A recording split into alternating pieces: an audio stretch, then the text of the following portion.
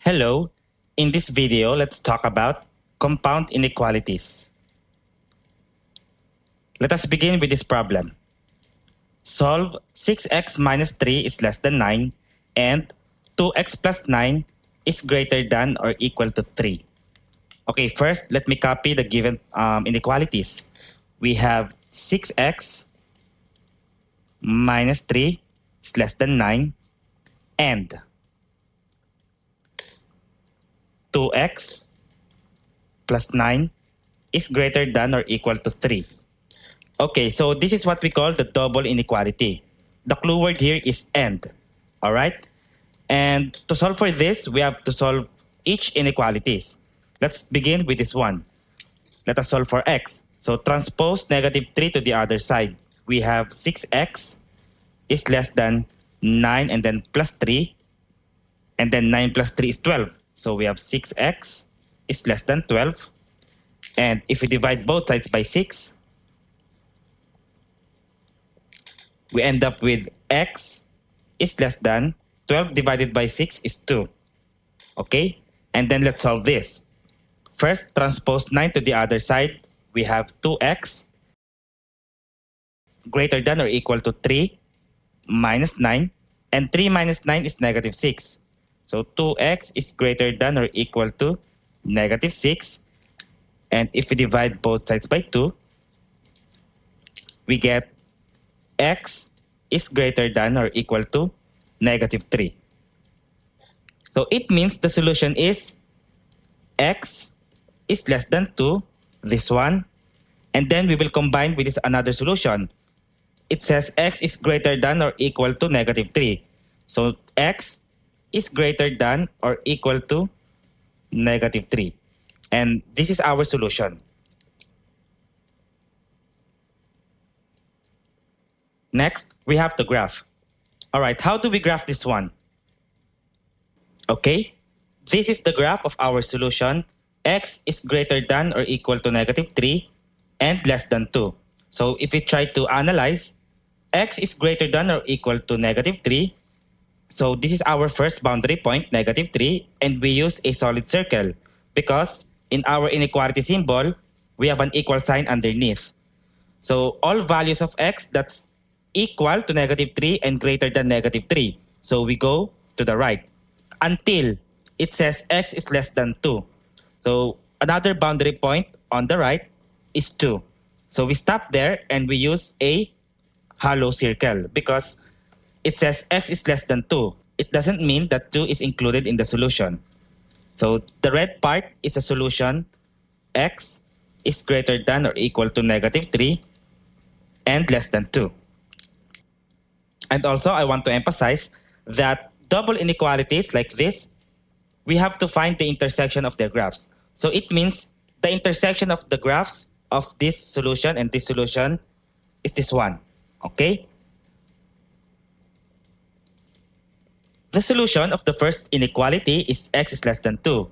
And this is the graph of x is less than 2, right? X is less than 2. While the solution of the other inequality is x is greater than or equal to negative 3. And the graph is this one.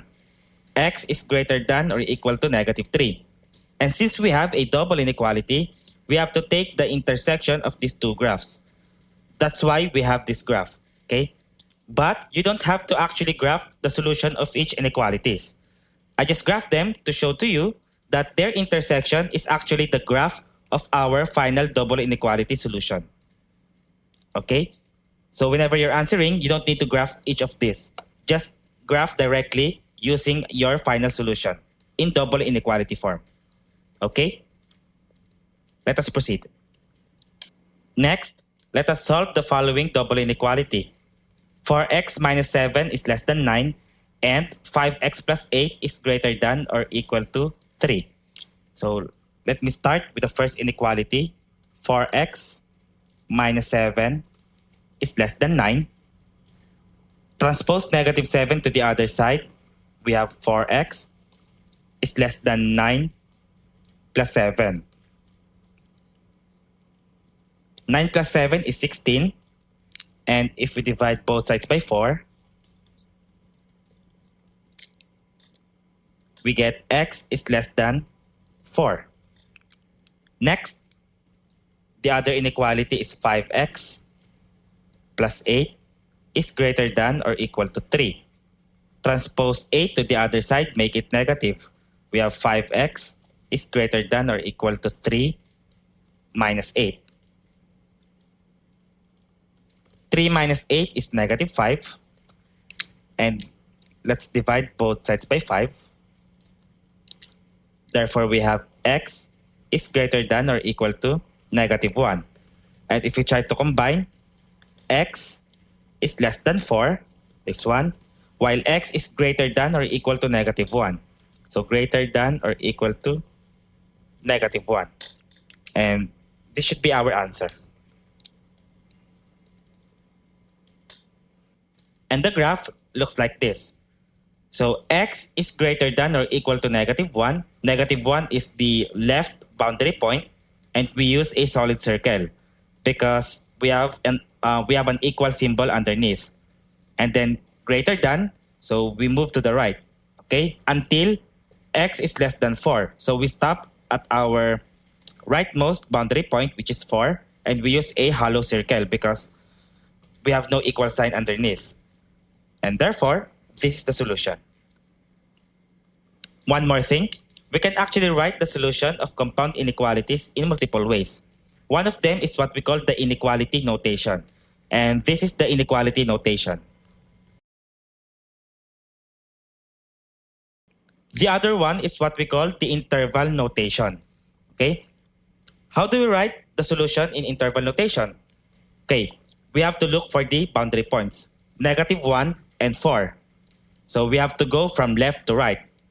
The left boundary point is negative 1, and we use a solid circle here, therefore we have a bracket. Okay? Bracket denotes that negative 1 is included in the solution. So from negative 1 up to positive 4. And since 4 is not included in the solution, as emphasized by the hollow circle, we use a parenthesis. So this is the solution in interval notation.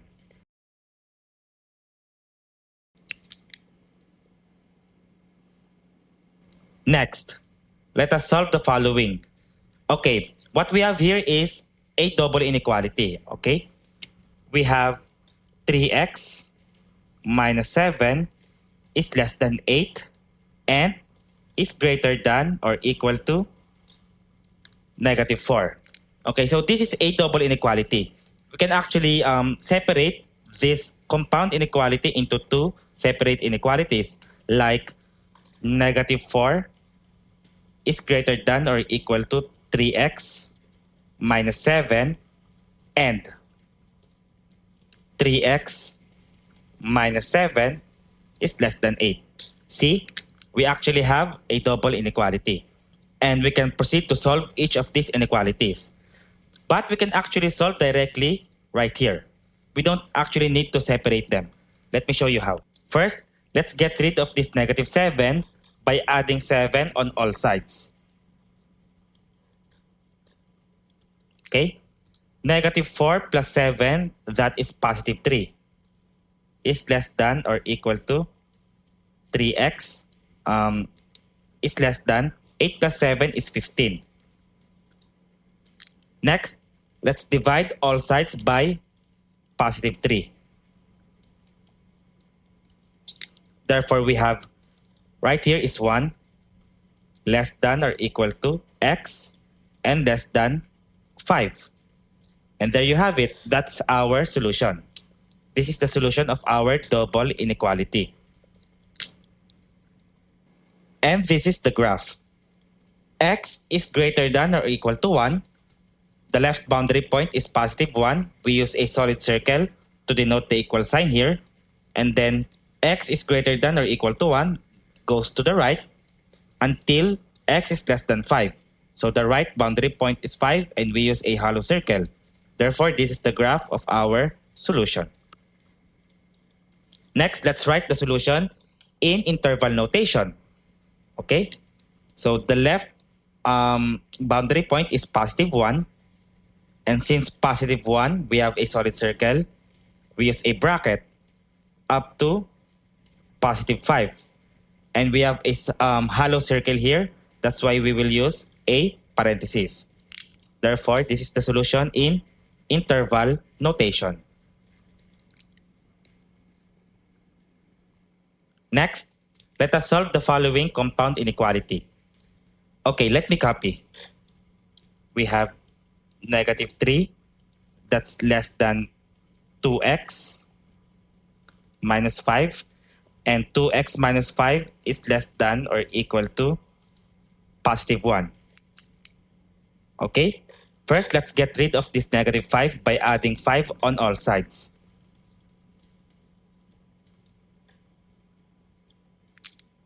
Negative 3 plus 5 is positive 2, less than 2x, less than or equal to 1 plus 5 is 6. And then let's divide all sides by positive 2.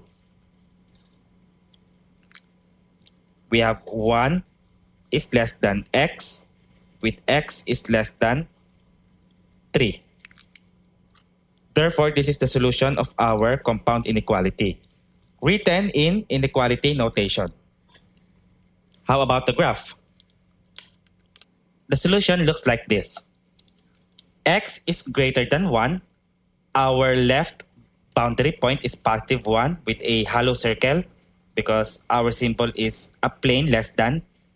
And then x greater than, so we go to the right until we have x is less than or equal to 3.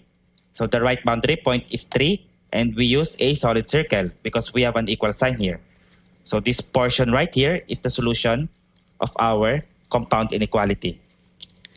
And the solution written in interval notation is the left boundary point is positive 1. We use a parenthesis because we have a hollow circle up to positive 3 using a bracket, solid circle.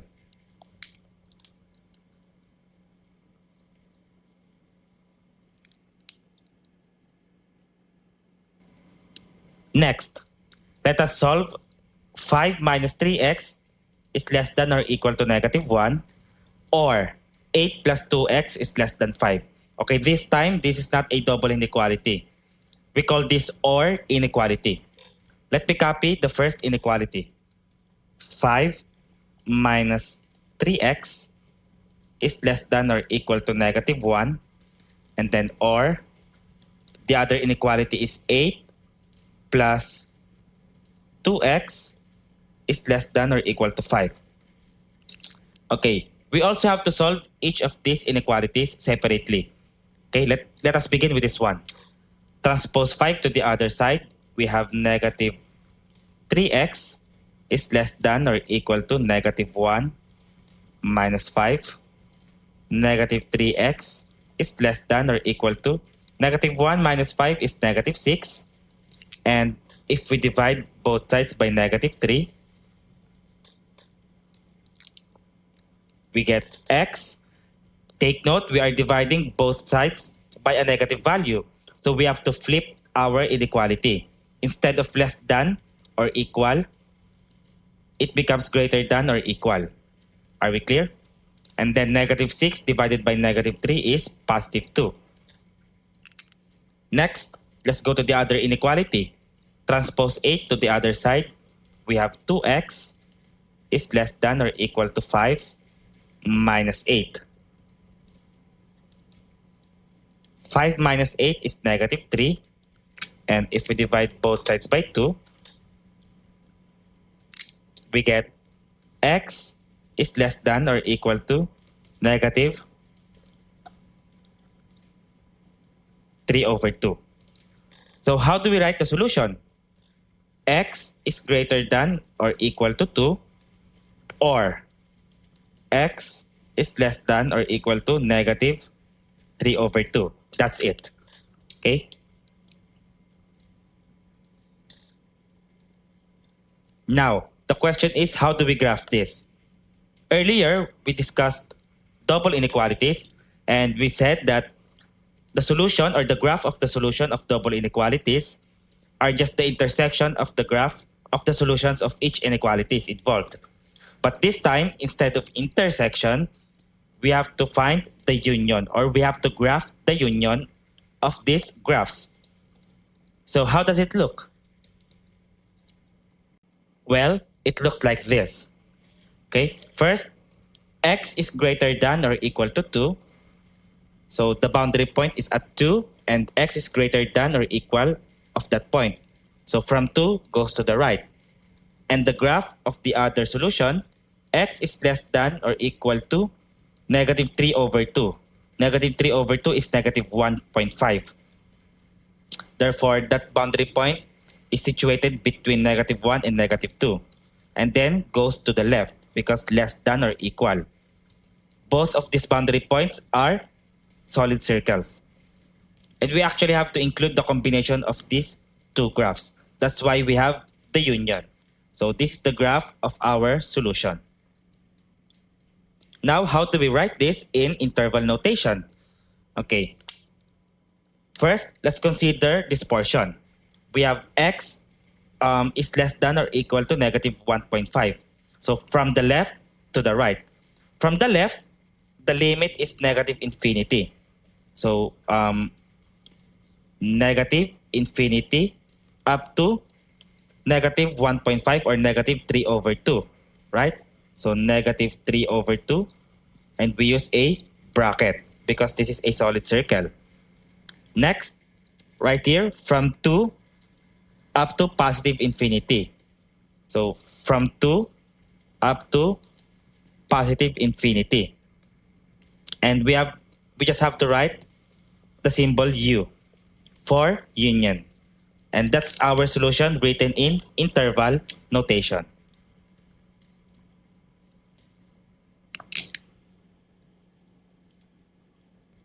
Next, let us solve another compound inequality.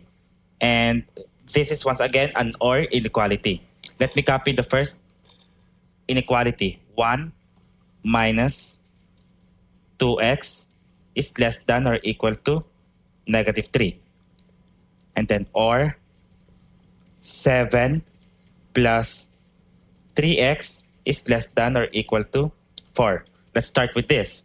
Transpose 1 to the other side. We have negative 2x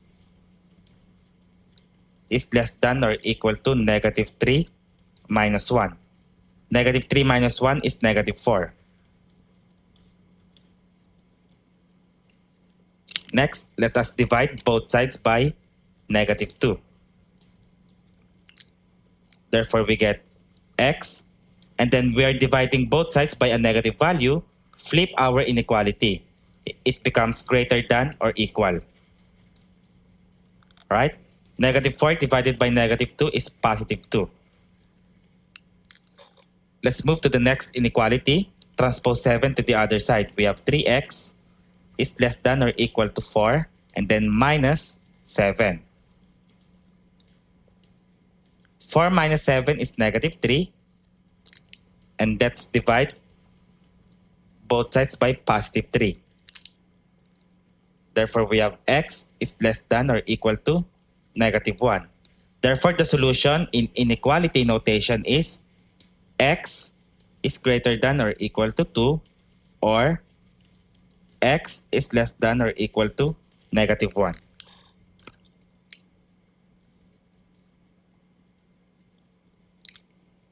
Next, we have the graph. The graph looks like this. First, x is greater than or equal to 2 is represented by this right portion. We have a solid circle at the boundary point 2, and then greater than moves to the right. For this one, x is less than or equal to negative 1, another boundary point at negative 1, and again, solid circle. And since we have less than, goes to the left. And if we combine them, we get the union of the graphs. Okay, so this is the graph of our solution. Now, let us write our solution in interval notation. Looking at our graph, on the left side, our graph extends to negative infinity. So at the leftmost, from negative infinity up to this boundary point, negative 1. And we use a bracket because we have a solid circle. And then union from 2 up to positive infinity. So bracket 2 up to positive infinity. And this is our solution written in interval notation. Next, let us solve the following compound inequality. Okay, let me copy the first. We have 2 minus 5x is less than or equal to negative 3. And let me solve. 2 transpose to the other side. We have negative 5x is less than or equal to negative 3 minus 2. Okay, and negative 3 minus 2 is negative 5. Negative 5x is less than or equal to negative 5. And let us divide both sides by negative 5. Therefore, we get x, and then let's flip because we're dividing both sides by a negative value, greater than or equal to positive 1. Or, and then let's proceed to the other inequality, which is 5 plus 2x is less than or equal to 3. Transpose 5 to the other side, we have 2x is less than or equal to 3 minus 5. 3 minus 5 is negative 2. Divide both sides by 2. Therefore, we have x is less than or equal to negative 1. Therefore, the solution written in inequality notation is x is greater than or equal to positive 1 or x is less than or equal to negative 1.